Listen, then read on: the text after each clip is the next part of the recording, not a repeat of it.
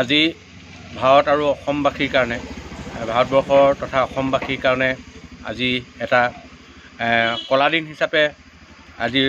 মানে পৰিচিত হৈছে। যিহেতু আজিৰ দিনটোতেই আজি 4 বছৰৰ আগত কা আইনখন বলবৎ হৈছিলে আৰু বিশেষকৈ এই কা আন্দোলনত সৰ্বস্তৰৰ পৰা সমূহ জনসাধাৰণে সৰ্বতো প্ৰকাৰে তেখেতলোকৰ নিজৰ যি ক্ষোভ সেই ক্ষোভ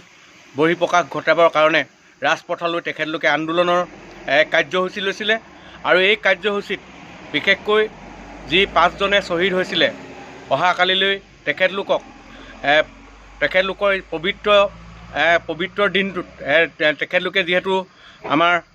বিশেষকৈ এই কা আন্দোলনত অসমত সৰ্বোচ্চ প্ৰকাৰৰ প্ৰভাৱ পৰিছিলে আৰু 5জনে ইয়াত শ্বহীদ হৈছিলে। সেই 5জনৰ কাইলৈ তেখেতলোকৰ পুণ্য স্মৃতিত সকলোকে পালন কৰিবৰ কাৰণে সংবাদ মাধ্যমৰ যোগেদি অসম জাতীয়তাবাদী যুৱ পৰিষদৰ তৰফৰ পৰা আমি অনুৰোধ জনাইছোঁ আৰু আশা ৰাখিছোঁ তেখেতলোকে আমাৰ জনসাধাৰণৰ ওপৰত যিখন আইন জাপি দিছে এই আইনখন বৰ্তমান সৰ্বোচ্চ ন্যায়ালয়ত ইয়াত বিচাৰাধীন প্ৰক্ৰিয়া চলি আছে। এতিয়ালৈকে কোনো ৰায় প্ৰদান হোৱা নাই আৰু কা আমাক নালাগে, কা আমি নামানো, এই আইনখন অতি সোনকালেই বাতিল কৰিবৰ কাৰণে পুনৰবাৰ সংবাদ মাধ্যমৰ যোগেদি অসম জাতীয়তাবাদী যুৱ পৰিষদ ধেমাজি জিলা সমিতিয়ে অনুৰোধ জনাইছোঁ আৰু পুনৰবাৰ অনুৰোধ জনাইছোঁ অহাকালিলৈ